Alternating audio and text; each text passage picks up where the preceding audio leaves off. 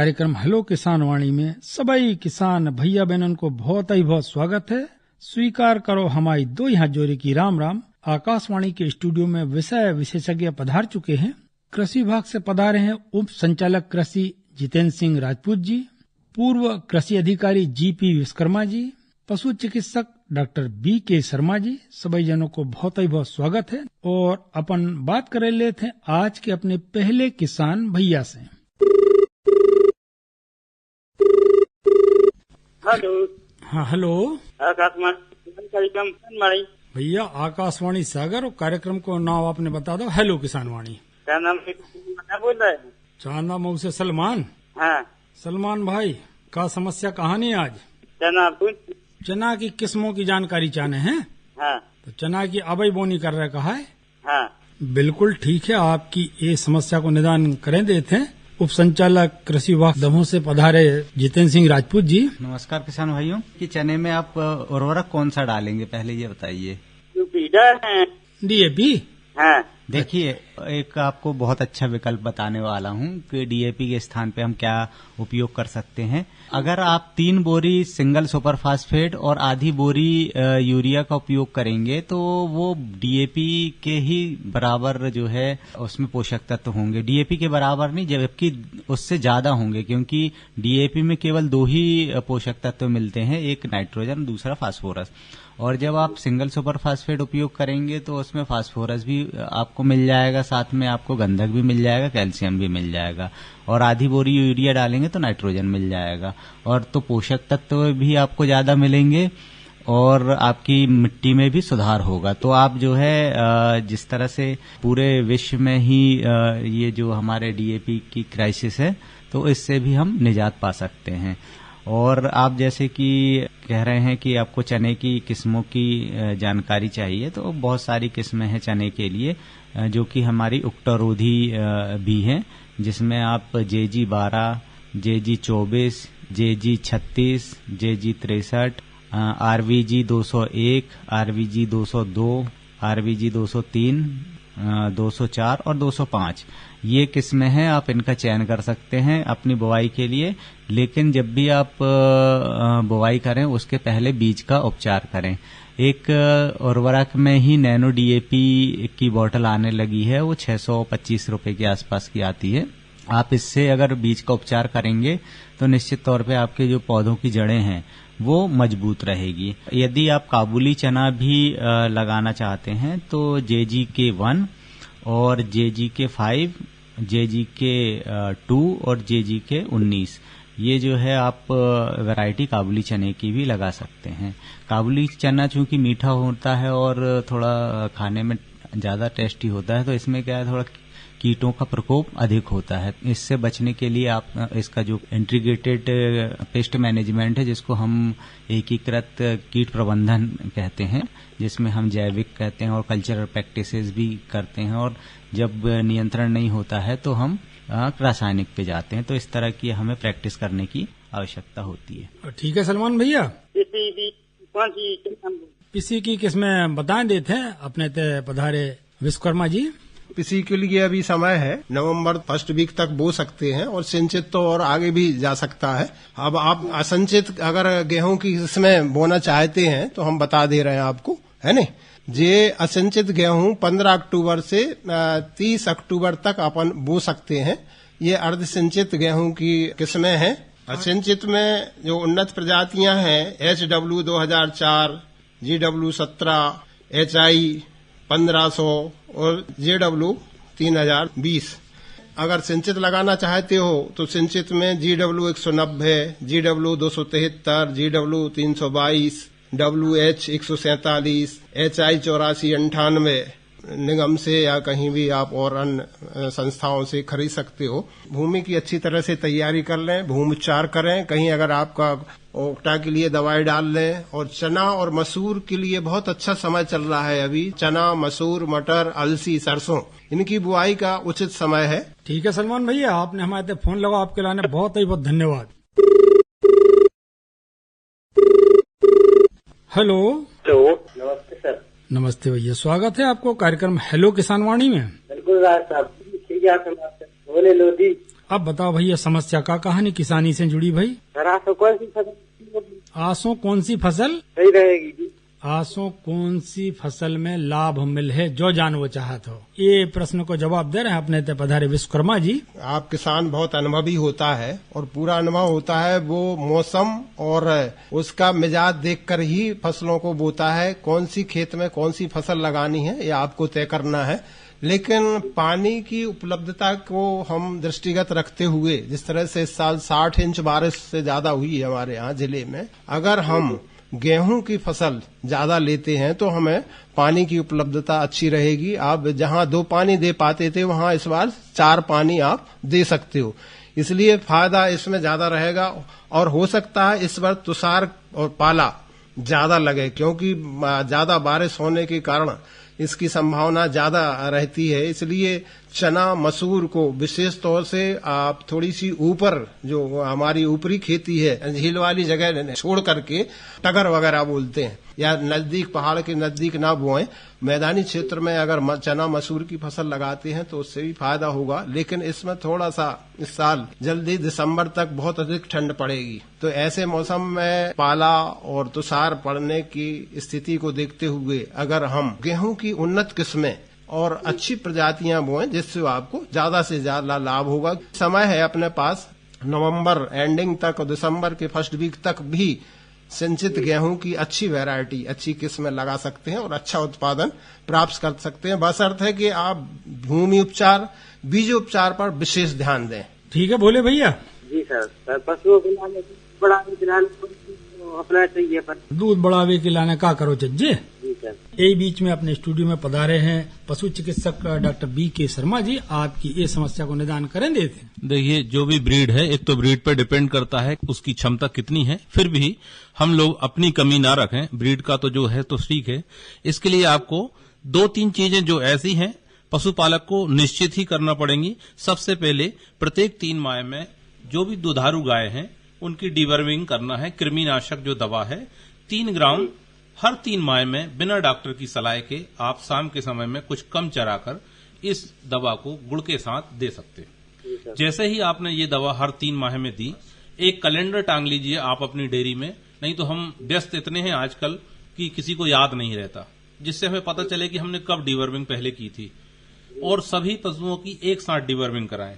जो पशु ज्ञापन है उनकी डिवर्मिंग जो सेफ मेडिसिन है उससे करा लें, बाकी एल्बेंडाजॉल से सभी की करा सकते हैं। इसके बाद आपको कैल्शियम 100 ग्राम लिक्विड फॉर्म में प्रत्येक पशु को प्रतिदिन अपन दे सकते हैं। इसके अलावा 30 ग्राम मिनरल मिक्सचर प्रत्येक पशु को हमें प्रतिदिन देना है। यदि किसी भी पशुपालक ने मेरी बताई हुई ये केवल 3 बातें ध्यान रख ली, बाकी के लिए आप डॉक्टर से सलाह ले सकते हैं, तो ये मान के चलिए आपकी गाय में अधिकतम जितनी भी क्षमता है उतना दूध आपको मिलेगा। दूसरी एक और समस्या आपको कभी भी नहीं आएगी, ये मैं गारंटी से बात कर रहा हूं यहां, कि जिसने डिवर्मिंग समय पे कराई, जिसने कैल्शियम पर्याप्त मात्रा में दिया और मिनरल मिक्सचर 30 ग्राम दिया, तो ये मान के चलना कि उसकी गाय बांझ कभी नहीं होगी, सही टाइम पे गर्मी पे आएगी और एक ही बार में रुक जाएगी। क्योंकि मैं बुंदेलखंड में देख रहा हूं कि लगभग 15 से 20% गायें बांझपन की ओर जा रही हैं, हीट पे नहीं आ रही हैं। वो एक मिल्क प्रोडक्शन का हमें जो नुकसान हो रहा है वो हमें हमारी या तो ये मैं कह लें कमी या ज्ञान का जो अभाव है या हमारे जो पालन पोषण में कमी है, उसी के कारण हमारा 25% दुग्ध उत्पादन घट रहा है। तो ये आप करेंगे तो बहुत दूध आएगा। ठीक है भोले भैया। बिल्कुल सर, धन्यवाद आपकी। धन्यवाद भोले भैया, आपने हमारे तक फोन लगाओ। हेलो हेलो किसान भाई। बिल्कुल सही भैया, कार्यक्रम को नाम आपने बताई दो है, अपनो शुभ नाम और बता देते। सर माधव प्रताप रजक पमाना से। बहुत ही बहुत स्वागत है माधव भैया। अब बताओ किसानी से जुड़ी कौन सी समस्या कहा है? सर हमने उर्दा कार्ड तो बखन्नी तो कर ली है, हो सिंचाई के साधन है नहीं है, तो क्या करें, कौन सी फसल लगाएं?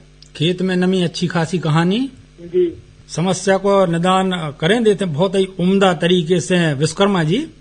खेत में यदि भैया पर्याप्त नमी है तो अभी आप तो चना भी ले सकते हो, तोरिया है, सरसों है, इन चीजों को आप लगा सकते हो। इसमें करडी है, करडी दे सकते हो। और मसूर अगर आपके पास कोई ऐसा बीज है जिसमें सिंचाई की आवश्यकता नहीं है, तो मसूर भी आप लगा सकते हो। खेतों में नमी बहुत समय तक रहेगी, दिसंबर जनवरी तक। अलसी भी लगा सकते हो। जब बोनी करो तो बीजोपचार जरूर कर लो।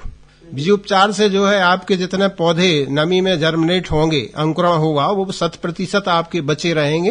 ठीक है माधव भैया। जी सर। जयराम जी भैया। जयराम सर।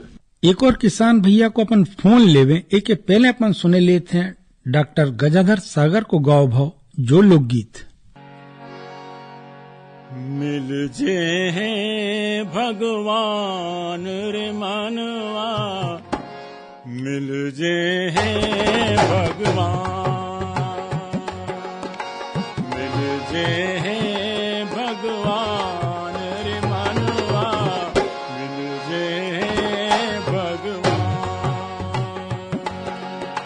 पूजा रचा को काम ही नहीं आ, पूजा रचा करे काम ही नहीं आ, कर लइए बस ध्यान रे मानवा, मिल जे भगवान।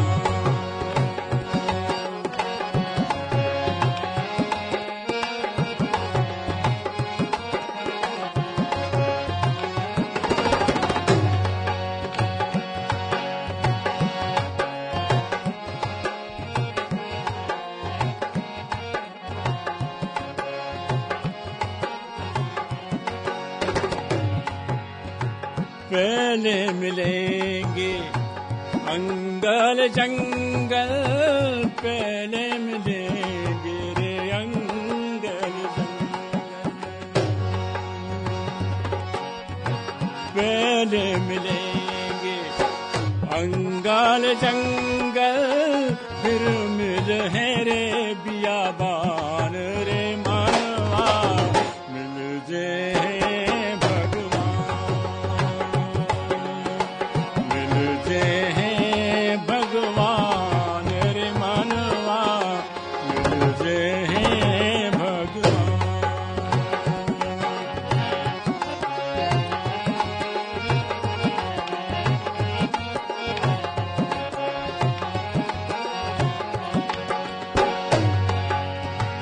दूजे मिलेगी गंगा मैया, दूजे मिलेगी रे गंगा मैया, दूजे मिलेगी गंगा मैया, सो कर लइए रे स्नान रे मनवा, मिलते हैं भगवान,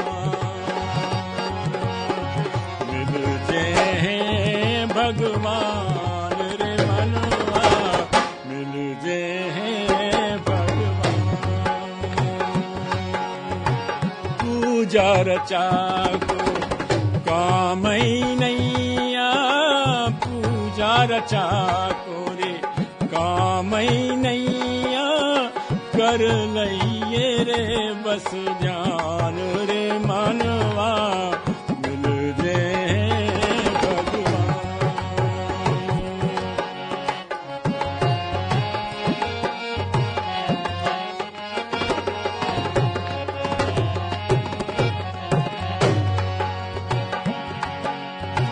तीजे मिल है सुरहान गैया, तीजे मिलेगी रे सुरहान गैया,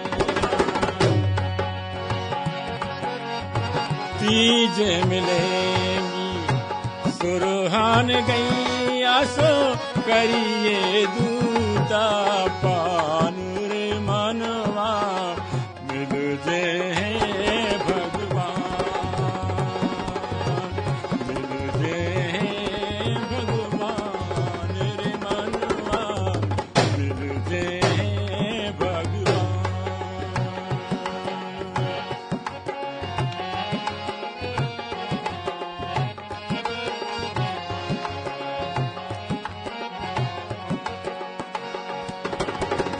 चौथे चौकी पोड़े मिल है, चौथे चौकी रे पोड़े मिल है,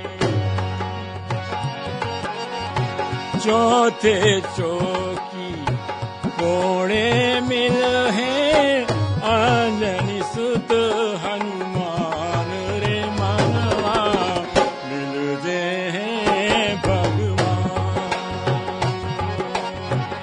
मिल जे हैं भगवान रे मनवा मिल जे हैं भगवान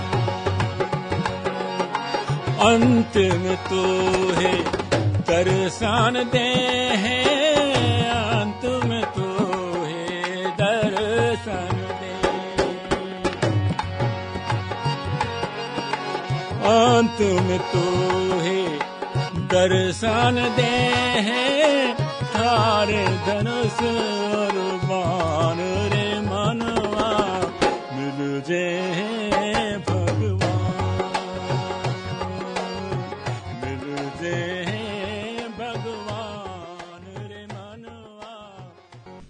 बहुत ही उम्दा सो अपन ने लोक भजन सुनो। बात करे लेते हैं अपन किसान भैया से। हेलो, नमस्कार सर। नमस्कार भैया, स्वागत है आपको कार्यक्रम हेलो किसान वाणी में। सर बड़ौदिया बल्ला से बोल रहे थे। शुभ नाम और बताते भैया। फैजान। फैजान जी, बताओ कौन सी समस्या को निदान चाहत अपन। सर ये चाहते सर कि इस साल पानी तो खूब है अच्छा। हाँ बिल्कुल। बीज की खबर, बीज कौन सा बोए? का बहु ने अपन को गेहूँ। अच्छा, पिसिया की बात कर रहे हो? जी हाँ जी जी जी। तो बताएं देते हैं उप संचालक कृषि दमोह से पधारे जितेंद्र सिंह राजपूत जी। जी, खाद कौन डाले? सभी किसान भाइयों को मेरा नमस्कार। नमस्कार सर। इस वर्ष पानी काफी मात्रा में गिरा है और जैसे विशेषज्ञ कह रहे हैं कि लंबे समय तक खेतों में नमी बनी रहेगी, तो इस साल जो है गेहूं की फसल लेना उचित रहेगा और जो है लंबे अवधि की जो फसलें हैं वो भी आप ले सकते हैं। तो पहले तो आप किस्मों के बारे में समझ लीजिए कि हमारे यहाँ पर कौन कौन सी किस्में हैं जिनको हम लगा सकते हैं, है ना। और दूसरा, अगर हम नवीन किस्मों का उपयोग करेंगे तो निश्चित तौर पे हमारी जो फसलें हैं वो काफी अच्छी होंगी। एक करण शिवांगी है, इसको DBW 359, ये लेटेस्ट वैरायटी है जो इसी साल रिलीज हुई है। पूर्ण सिंचित है। हाँ, पूर्ण सिंचित है। मतलब 15 अक्टूबर के बाद जाएगी। हाँ, तो आप इसका जो है ना उपयोग कर सकते हैं यदि बीज मिल जाए तो। और अगर बीज मिल जाए तो मैं आपको यह भी सलाह दूंगा कि ये अगले 3 साल 4 साल तक का भी आप इसका उपयोग कर सकते हैं, क्योंकि ये इसी साल जो है रिलीज हुई है। करण वंदना भी है, DDW 55 है ना, तो ये करण मंजरी के नाम से भी आपको मार्केट में मिल जाएगी। इसी तरह से DBW 377, DBW 303, ये 2023 की वैरायटी है, 303 है ना, आप इसका भी उपयोग कर सकते हैं। HI 1655, ये भी 2023 की वैरायटी है। पूसा ओजस्वी है ना। अच्छा, ये इसके साथ में क्या बायोफोर्टिफाइड वैरायटीज भी कहलाती हैं। ये इनमें न्यूट्रिएंट जो क्षमता है, जैसे जिंक है और अन्य जो प्रोटीन है, इसमें काफी प्रचुर मात्रा में होता है ना। और इसी तरह से पूसा कीर्ति है ना, और आपका पूसा प्रभात है, करण वंदना, ये 2021 की रिलीज वैरायटी है जिसको हम DBW 187 के नाम से भी जानते हैं। और एक और बायोफोर्टिफाइड वैरायटी जिसमें प्रचुर मात्रा में हमें न्यूट्रिएंट मिल जाते हैं वो है पूसा वकुला है जिसको हम HI 1636 के नाम से भी जानते हैं। तो ये जो नई वैरायटी हैं आप इनका उपयोग कर सकते हैं। दूसरा प्रश्न आपका ये था खाद का, कि हम खाद कौन सा उपयोग। तो अगर हम खाद की जब बात करते हैं और अभी हम गेहूं की बात कर रहे हैं तो हम विकल्पों पे ज्यादा ध्यान देंगे, क्योंकि हम एक से ही फर्टिलाइजर का उपयोग नहीं कर सकते और न करना चाहिए। जिससे क्या होता है कि उसमें हम लगातार एक ही फर्टिलाइजर का उपयोग करते हैं तो उसमें जो रेसिडुअल होता है फर्टिलाइजर में, जैसे अगर हम एक उदाहरण के लिए समझे कि नाइट्रोजन के लिए हमें यूरिया की आवश्यकता पड़ती है, अगर यूरिया में 46% नाइट्रोजन होता है तो बाकी क्या होता है, तो जो बाकी 54% होता है वो कहीं ना कहीं रेसिड्यू होता है ना, जो कि हमें वो नाइट्रोजन को बांधने के काम में आता है और जो हमारे किसी काम का नहीं होता है और वो खेतों में पड़ा रहता है। तो हम जो है एक विकल्प के तौर पे हम चीजें कर सकते हैं। जैसे अगर हम गेहूं में 120 किलोग्राम नाइट्रोजन चाहिए, किलोग्राम फास्फोरस चाहिए और 40 किलोग्राम हमें पोटाश चाहिए, तो इसके लिए हम जो है 5 बैग यूरिया का उपयोग कर सकते हैं। लेकिन ये पूरी फसल के दौरान, खड़ी फसल में भी हम इसका उपयोग कर सकते हैं। सिंचाई में भी, ड्रेसिंग में करते हैं, दूसरी में भी करते हैं, वो सब पूरा उस तरह से। और सिंगल सुपर फास्फेट के हम 7.5 बैग का उपयोग कर सकते हैं और म्यूरेट ऑफ पोटाश के हम 1.3 बैग, मतलब लगभग 67 किलो एमओपी का प्रति हेक्टेयर के हम हिसाब से उपयोग कर सकते हैं। हम लोग जो है एक विकल्प के रूप में कर सकते हैं। दूसरे विकल्प के रूप में हम एनपीके का 12-32-16 यदि हमारे पास में है तो हम उसका भी उपयोग कर सकते हैं। और आपके पास 20-20-0-13 है तो उसका भी उपयोग कर सकते हैं। तो इसमें जो है क्वांटिटी हमारी घटती बढ़ती रहती है। जैसे अगर हम दूसरे उदाहरण से समझे कि हमारे पास में 12-32-16 है ना, तो हम 5 बैग यूरिया डालेंगे और एनपीके जिसको हम 12-32-16 कह रहे हैं उसका 180 किलोग्राम प्रति हेक्टेयर के हिसाब से हम इसका उपयोग करेंगे। और एमओपी जो है आपकी 17 किलोग्राम हम इसका उपयोग करेंगे। एमओपी मतलब म्यूरेट ऑफ पोटाश का उपयोग करेंगे, प्रति हेक्टेयर का उपयोग करेंगे। तो इसी तरह से अगर एक और है कि हम मान लीजिए कि 16-16-16 हमारे यहाँ पर काफी मात्रा में आता है हमारे जिलों में, तो इसके लिए अगर हम उपयोग करें तो 2 बैग यूरिया और एनपीके के 7.5 बैग और म्यूरेट ऑफ पोटाश के आपके जो है 40 किलोग्राम हम उपयोग करेंगे, है ना। तो हम ये कर सकते हैं। और तीसरा जो 20-20-0-13 ये भी हमारे पास में पर्याप्त मात्रा में आता है। तो 20-20-0-13 का यूरिया के हम जो है 65 किलोग्राम मात्रा और एनपीके के 6 बैग ये 20-20-0-13 के, और एमओपी की आपकी 33 किलोग्राम मात्रा उपयोग कर सकते हैं। हमारे पास में इनके विकल्पों के अलावा एक डीएपी, नैनो डीएपी भी आता है और नैनो यूरिया भी आता है। जब भी हम नैनो डीएपी का उपयोग करें तो पहले हम उसको बीज उपचार के रूप में करें, फिर इसके बाद में 30 से 35 दिन बाद जो हम उसका पर्णी छिड़काव करें। और नैनो यूरिया जो आता है, हम जब दूसरी सिंचाई करते हैं, पहली सिंचाई में हमें नहीं करना है, दूसरी सिंचाई में हम नैनो यूरिया का उपयोग छिड़काव में कर सकते हैं। ठीक है फैजान भाई जी जी। बकरियों में कोनो समस्या? सर वो जुए टाइप के हो रहे हैं। बकरियों में जुए टाइप के हो रहे हैं। डॉक्टर बी के शर्मा आपकी समस्या पे ध्यान दे रहे हैं। जी जी। देखिए, अगर जुए की समस्या है तो आप टॉपिकल स्प्रे भी आता है जो अपन को ऊपर ही डालना है उसकी खाल पर जहां जहां है। तो एक तो ये उपाय है। दूसरा है, आजकल लिक्विड फॉर्म में आइवरमेक्टिन भी आने लगा है बकरियों के लिए, है ना। तो आप वो 1 सीसी ले लें। बड़ी बकरी है तो लगभग 4 से 5 ml दवा उसको पिलाना है। तो इससे, और ब्रश जरूर करते रहें। क्या होगा कि अगर आपने दवा पिलाई और ब्रश किया तो जो मरी हुई चिपकी रहेंगी वो भी नीचे गिर जाएंगी। लेकिन इसका एक बहुत लंबे समय के लिए अगर हम निदान बताएं तो होता क्या है, इसका जो जीवन काल होता है, जो टिक्स वगैरह रहती हैं, वो आपके जहां बकरियां बनती हैं वहां अगर आपने साफ सफाई में कमी रखी या दरारें हुई तो फिर वो क्या करते हैं कि वहां अंडा देती हैं और फिर बकरियों पर जाके उनका खून चूसती हैं और वहीं पर ये बड़ी होती हैं। अच्छा होगा कि अगर आप इसका उपचार बकरी जहां बांधते हैं उस स्थान पर साइपरमेथ्रिन का लगभग 3 ml दवा 1 लीटर पानी में करके जो दरारें हैं उनकी स्प्रे कर दिया जाए और उसी समय पे फिर बाहर निकाल के बकरियों को हम मेडिसिन दें। तो एक साथ अगर आपने ये किया तो ये मान के चलिए लगभग 5 से लेकर 6 महीने तक का आपको रिलीफ मिल जाएगा। नहीं तो क्या होगा, हम बकरियों पे इलाज करते रहेंगे और वो 10-15 दिन में ज्यों की त्यों वापस होती रहेंगी, तो हमारा इलाज में पैसा ज्यादा खर्च होगा। सही बात है। ठीक है फैजान भैया। जी सर। हेलो। हाँ हेलो। हेलो किसान मालिक जी। जयराम जी गुड्डू भैया। जयराम जी सर। बताओ गुड्डू भैया, बमोरी ढूंढर में का समस्या कहानी किसानी से जुड़ी भाई?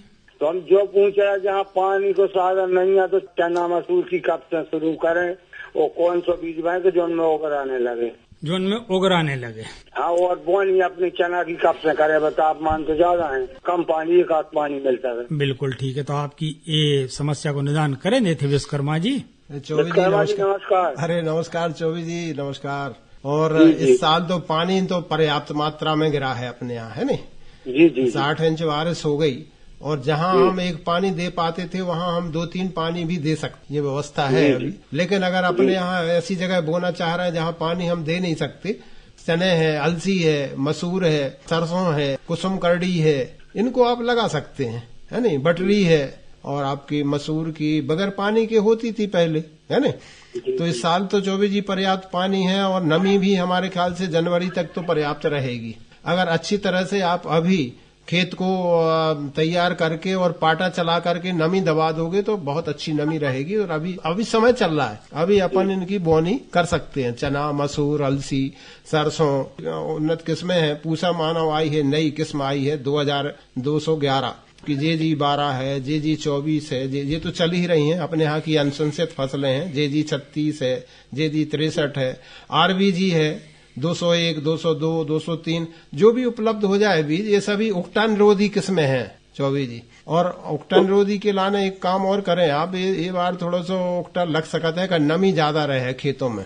कोई भी रासायनिक जो उसका दवा आती है ना, उसका आप प्रयोग करेंगे। क्लोरीपाइरीफास है चूर्ण का 1.5% में 25 kg पर हेक्टेयर के हिसाब से अगर मिला दे तो दीमक का भी इसमें उपचार हो जाएगा। ज्यादा नमी में खेत को तैयार ना करें, थोड़ी सी बतर आ जाए। ये देख लें, अभी तो टेम्परेचर भी बहुत ज्यादा है, 20 से 25 पर जब टेम्परेचर आ जाए, और आप तो अनुभवी हैं, आप जैसे ही गीले खेत में हाथ डालोगे, अंदर से मिट्टी निकालोगे, अगर मुट्ठी बांधते हो और वो मुट्ठी में बंध जाती है और थोड़ा हल्का दबाव डालने से बिखर जाए तो समझ लो कि हम बोनी कर सकते हैं। विश्वकर्मा जी एक बात और कह रहे थे जी, जैसे अपन पिछली हम और बंडा में गाड़ते थे जी, तो ये बार हमने टंकों में भरी है तो बोनी को तो अच्छी रहे, खराब तो नहीं रहे, बोनी बिल्कुल नहीं है। इतना भी बीज रखे हो, चाहे गेहूं हो, चना हो, मसीर हो, अलसी हो, गेहूं, सारी चीजों को निकाल के अभी आप धूप लगा दें। धूप लगा के बाद जब देख लें कि क्या उनमें कीड़ा तो नहीं हो गए। और एक काम और करें, अभी समय है, आप जर्मिनेशन अंकुरण परीक्षण कर लें। जी जी, तो अपन को पता लग जाएगा कि ये बीज हम बो सकते हैं कि नहीं बो सकते। अगर प्रतिशत आपको 75 से 80-85 तक है जर्मिनेशन को, तो आप इसको बो सकते हो। अगर 60 से नीचे आउट है तो फिर आपको 9 बीज बोना पड़े सभी का, चाहे चना हो, चाहे मसूर हो, चाहे गेहूं हो। चाहे आप बाजार से भी खरीदें, उन्नत किस्म का बीज भी खरीदें, तब भी अंकुरण परीक्षण करके ही बोएं। ठीक है चौबे जी, नमस्कार। नमस्कार। तो मालखरों जो है तो कार्यक्रम हेलो किसान वाणी। आज के अपने कार्यक्रम में विषय विशेषज्ञ पधारे हते उप संचालक कृषि जितेंद्र सिंह राजपूत जी दमोह से, पूर्व कृषि अधिकारी GP विश्वकर्मा जी, पशु चिकित्सक डॉक्टर BK शर्मा जी। सभी जनों को बहुत ही बहुत धन्यवाद। सभी जना का राम राम।